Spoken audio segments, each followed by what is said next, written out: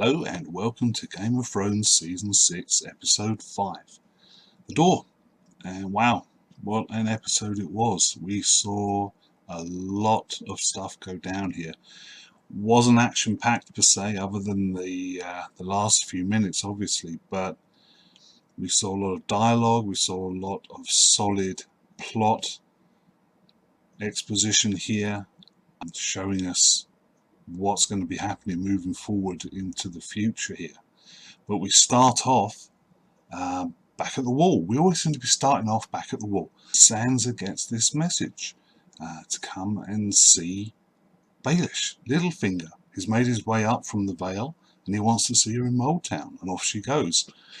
Admittedly, she takes Brienne as a bodyguard, which I love the look on Peter Baelish's face when Sansa walks into that room and he smiles, and then Brienne lumbers in behind her, and it's sort of like the smile sags a little bit. But wow, that was a good scene. Baelish has had this coming for a long time, and Sansa stands up and becomes a power to be reckoned with here. Although I will say I was a bit surprised that she didn't try to out Littlefinger here. She has come a long way in the character development, and to be honest, Sophie Turner has really turned me around on this character. I used to hate Sansa. Any scene that she was in, I was just like, oh, just get her off. Let's move on to something more interesting. I can't stand any more of a whining or pouting, whatever. But Sophie Turner, her acting chops have come along leaps and bounds here. I don't know if you've seen her in X-Men Apocalypse yet, but she outacts almost anybody else on that movie, and on here in Game of Thrones she has brought Sansa full circle. She's rounded out that character to perfection, and I was really hoping that as Baelish was offering the Knights of the Vale to her, this army, this fantastic army, one of the best in Westeros, that she might at least hang on to it, tease him along a little bit, go and see Jon, say, hey, Jon, look, Baelish has just offered us this army, what do you think we should do? Have a meeting at least. But she basically just sent him on his way with a slap to the back of the head and don't bother me anymore. So the question now becomes, what's Peter Baelish going to do? He's got this army, he's brought it up from the Vale under the pretense of saving Sansa. Sansa doesn't want anything to do with him. You can hardly go back to them and say, oh, sorry guys, my mistake, let's go back to the Vale. It's an interesting conundrum for him. He has been promised, or even, I believe, titled the Warden of the North by Cersei last season, and he needs to take Winterfell to make that a reality. So he has this army which could probably take on and beat Ramsay Bolton's lot. So does he take Winterfell even though Sansa told him not to? Once he has it, he can proclaim himself Warden of the North. He'll get support from the Lannisters in the south. It's an interesting thing. I mean, what would then happen? I mean, would Sansa and Jon build an army to fight Baelish? He's not totally their enemy. I mean, yeah, he's a dick, and he's messing with everyone's life. And I don't believe him for a second when he said he didn't know that Ramsay was a psychotic idiot. I mean, this guy knows everything. Yeah, he would know everything about every house, every family member of every house in Westeros. There was no way that he didn't know that Roose Bolton's son was a psycho. No way at all. In my mind, he figured if he married Sansa to Ramsay, Roose would keep Ramsay in check long enough for Littlefinger's plans to come to fruition, then he could go and save Sansa and probably kill the Boltons. Obviously that didn't happen, but I really thought she would have done something a little bit better there. But then we go back to Winterfell itself, and we find them all sitting around a table strategizing, a map of the north of Westeros there. Jon points out all of the other families who haven't as yet thrown in their lot with the Boltons.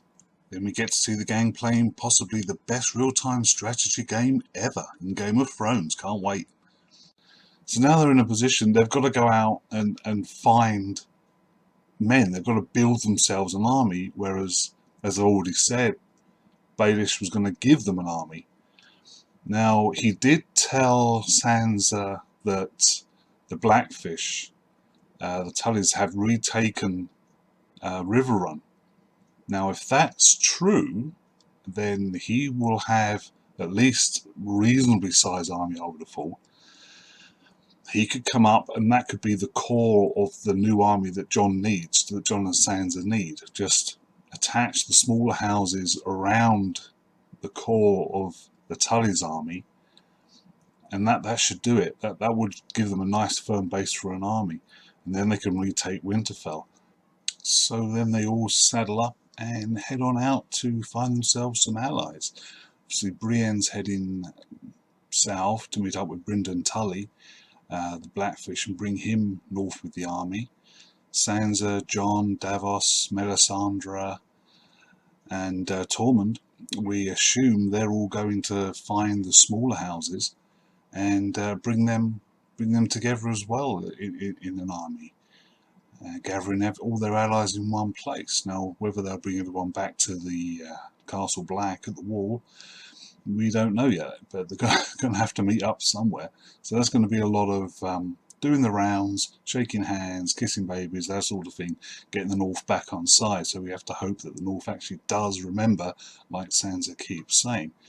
Although the saddling up and the getting ready to leave does give us one of the best scenes in the entire episode, it has to be said. Possibly the funniest scene in the whole show, Brienne and Tormund, the new power couple of Westeros.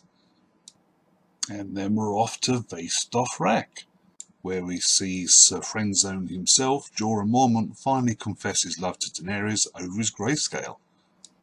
It's a nice scene where Daario Naharis looking on as Daenerys gets all teary-eyed over Jorah's impending death, ordering him to go away and find a cure and come back to her as she's about to invade Westeros and she needs him by her side. It's a very nice scene. I would say very short, not much to it, that's about it.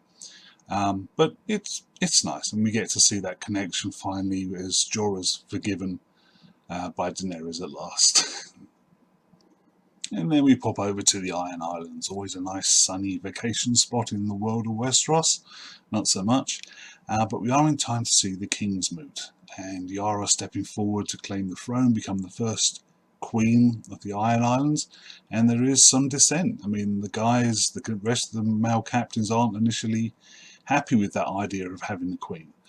One of them even steps forward and says, well, why should we have a queen when we have Theon here, the last remaining male heir of Balon Greyjoy?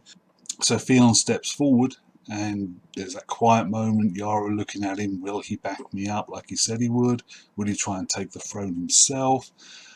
But it's an interesting and tense-filled moment for a section there, with Theon coming forward and backing up his sister Yara for the crown of the Iron Islands. Well done, that boy.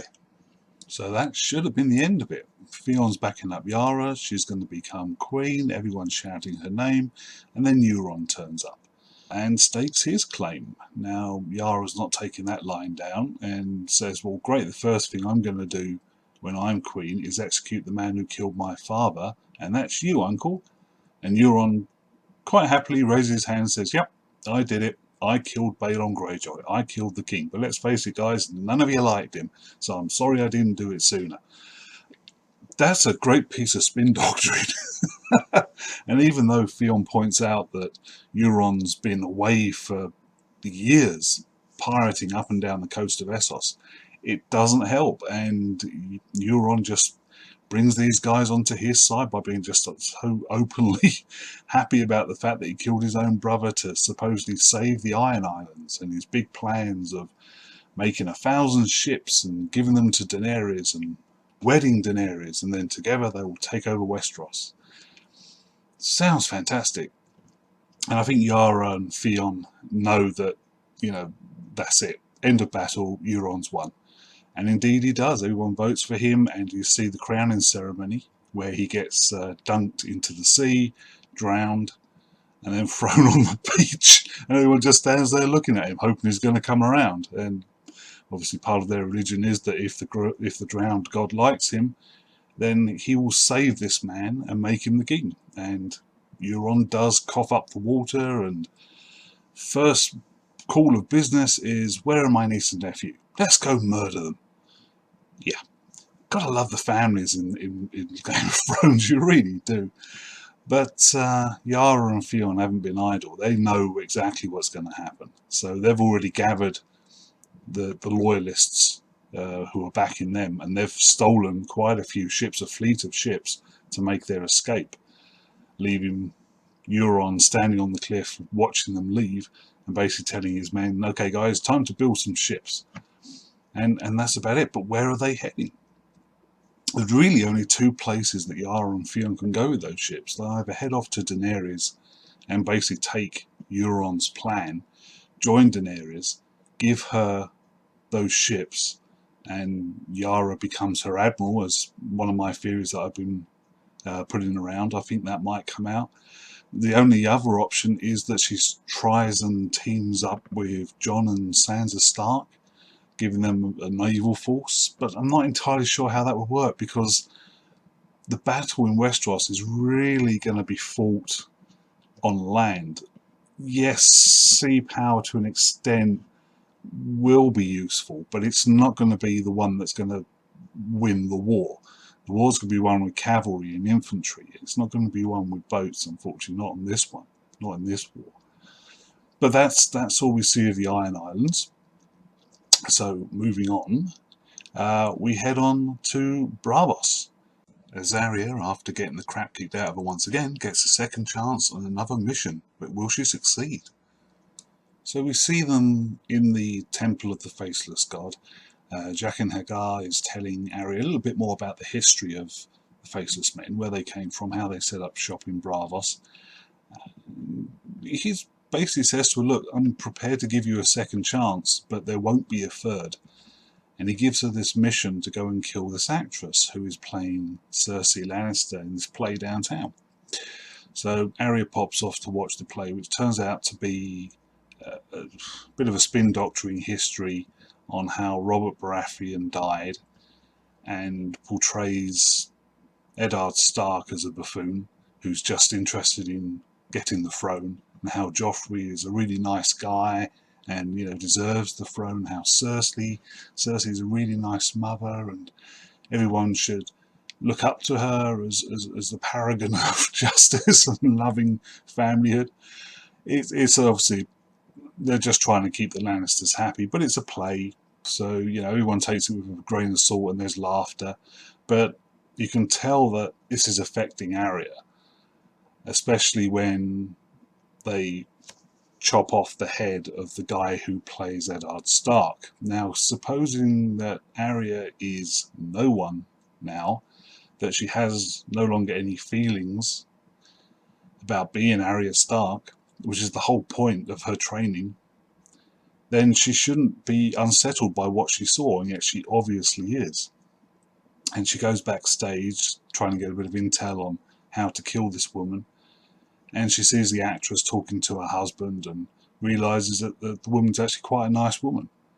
And she realizes that the hit, the assassination, has probably been funded or bought by one of the other actresses who in this play is playing Sansa, oddly enough, and goes back and talks to Jaqen H'ghar about it and says, you know, this woman is a nice woman, you know, she's a good actress, seems like a really decent person.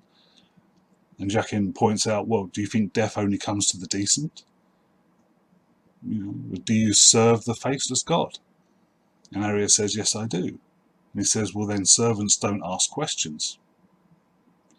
So now she's figured out how she can kill the woman by poisoning her rum. Now the question is, will she go through with it? So we won't know that one until we see her again, either the next episode or the episode after. But she's been given a second chance. So it's very interesting. They've sort of started to speed up her storyline, which is what we all wanted. We're fed up with her being trained, and blind Arya and stick Arya getting the crap kicked out of her all the time. We wanted to see where this was going. And now it's started to spice things up a bit with this mission, you know, and what's going to happen with it. Will she not do it and escape and perhaps head back to Westeros, or will she follow it through and get more missions, perhaps a mission as another one of my theories, somebody will hire the Faceless Men to perhaps kill Tormund. Perhaps the Iron Bank of Braavos, fed up with the Lannisters not paying their debts, hire the Faceless Men to go and kill Tormund as a warning.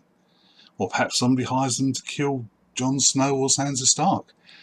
There's lots of opportunities, but it would be a really tense moment if Arya gets given that mission.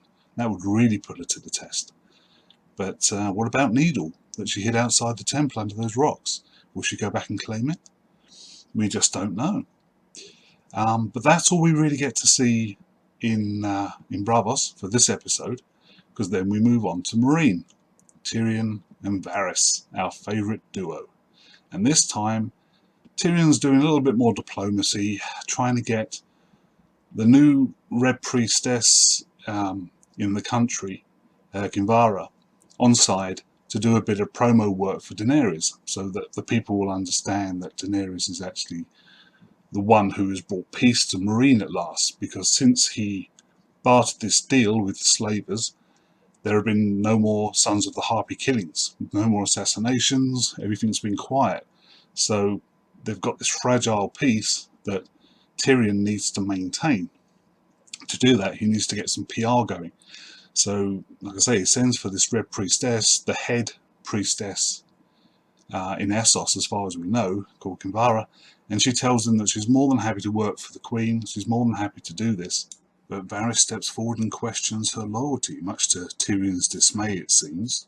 But as it turns out, Tyrion's got nothing to worry about. Kinvara shoots Varys down in flames, bringing up his past as a boy, how he was castrated by a second-rate sorcerer, and his parts were thrown into the flames, and how Varys heard a voice coming out of those flames, and what that voice said. Now, although we don't know what that voice said, because neither Varys nor Kinvara tells us, it shakes Varys to the soul. You can see it on his face, and he sort of like just stands there staring at Kinvara until Tyrion says, you know, how thankful they are to her for all the help that she will give them. And she just nods to them both, turns and walks out. But that's the first time I think we've really ever seen Varys so upset and shaken. It's really hit him to the core. So what does this mean? Can Kinvara be trusted?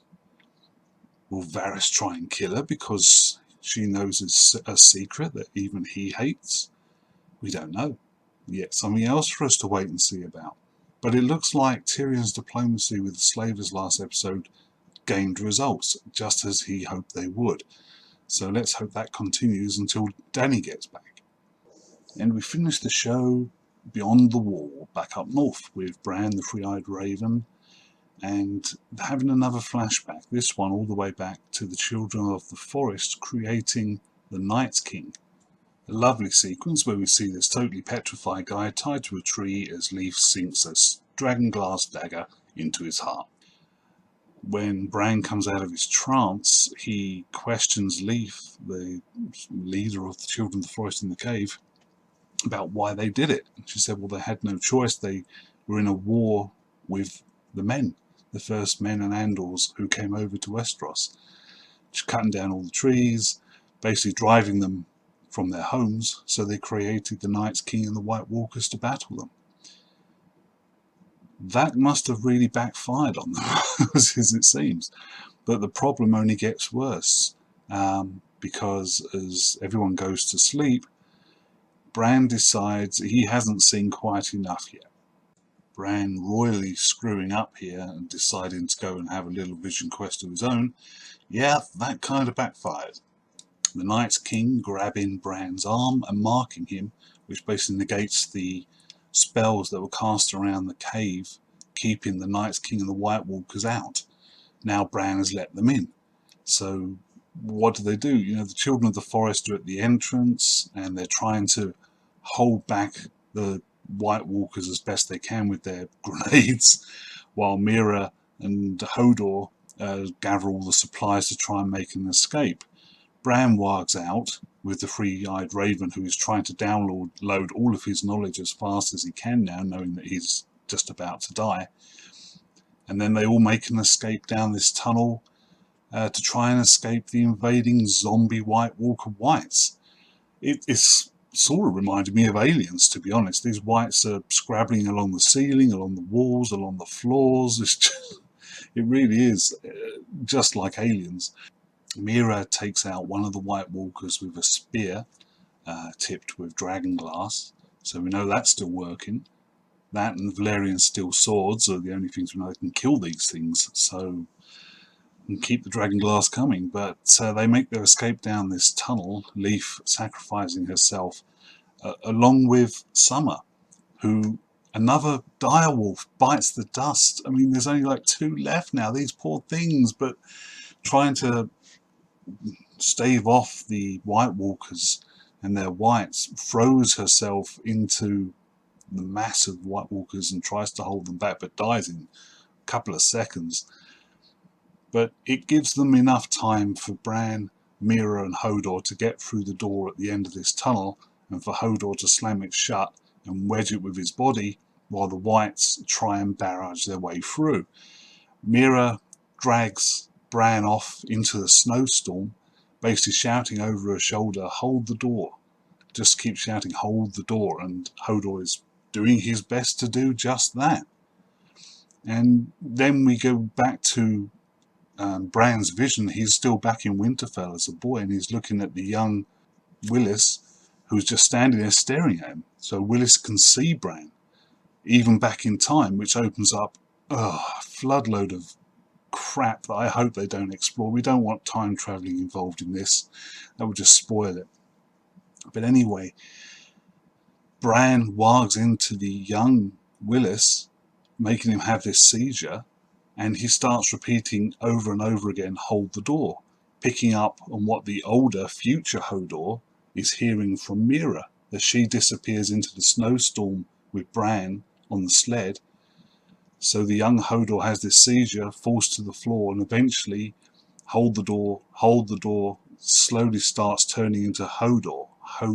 And so we find out how it is that he can only say that one word. It's all because of Bran. So Bran not only screws up by letting the White Walkers and the Night's King into the cave, he also screws up by basically ruining Willis's life and turning him into Hodor. Way to go, Bran. So the last thing we get to see is Hodor holding that door as axes are coming through and the whites are trying to reach around and grab him. And then we watch as Hodor gives his life to protect Bran one last time. Let's hope he doesn't come back as a white. So it's a sad way to end the show, and it no doubt brought some tears to a lot of people's eyes. And according to the press and the media, George R.R. Martin has confirmed that how Hodor got his name and how he dies is going to appear in the new Game of Thrones book when it finally comes out. So that's true to the story as George Martin has written it or envisioned it. So going forward, we'll have to see how much more of the series, even though it's supposed to be moving away from the books, how much more of it is true to the actual books themselves as they come out in print. It's going to be interesting to see how this moves on, because we've got another series at least of Game of Thrones after this one, but they're speeding towards the end now. Characters' plot lines are starting to come together. So will the TV series just end plots how they think it should be done, or are they always going to be asking George Martin, how's this book going to end? How's this character going to die? Is he going to die? Who's going to survive? Supposedly, the showrunners know the end story, how the story actually comes to an end in the books, how George R.R. Martin has envisioned that. But how they get there, we just don't know. We'll just have to wait and see, and no doubt it's going to divide people amongst those who think the TV series is better and those who think the books are better. I've got to admit, this season of Game of Thrones has felt more like a TV series to me. That sounds stupid, I know, but before this, the other 5 seasons have felt epic, like I was watching a Lord of the Rings style film on TV. This season has felt more like I'm watching a TV program on TV. I don't know if that makes any sense, but it's just the way they've edited things, I think, and how things are moving so fast. I swear if I went back and watched the first 5 seasons, they took more time. You had longer in each episode, you had longer with each set of characters than you seem to be doing in this. So I'm just hoping that moving forward, it's not just going to be the next 5 episodes of this season. They're not just going to do quick couple of 5-minute slots with each character just so you can see everyone's plot line, how it's evolving. I'd much rather them have 10, 15 minutes, 20-minute sections expanding on characters' plots so we get a nice juicy amount of information. But we'll just have to wait and see how that goes. Moving forward, obviously Bran's now got to survive somehow out in the wilderness. There's speculation that perhaps he'll be saved by Benjen Stark, Ranger 1 from the Wall. You might remember from the first season, Benjen Stark was up on the Wall. He was sent ranging north with some of his men to find out why a party had disappeared, and he never came back. So we don't know what happened to him. Will he come out of the wilderness to save Brandon and Mira? How are they going to survive? They're a long way from the Wall as it is, and they're in the middle of a snowstorm with no supplies. Something's got to happen. There's no way he can get back to the Wall without dying of either being frozen to death or dying of starvation. But we'll just have to wait and see next episode. So this is the end of this review and this recap. I hope you enjoyed it. If you did, please share it on your Facebook, or if you're watching on YouTube, please subscribe to this channel. Little box at the bottom right hand corner of this video. You guys take care, and I'll see you for the next episode or for the review that's coming up of X-Men Apocalypse. You guys take it easy. Bye bye.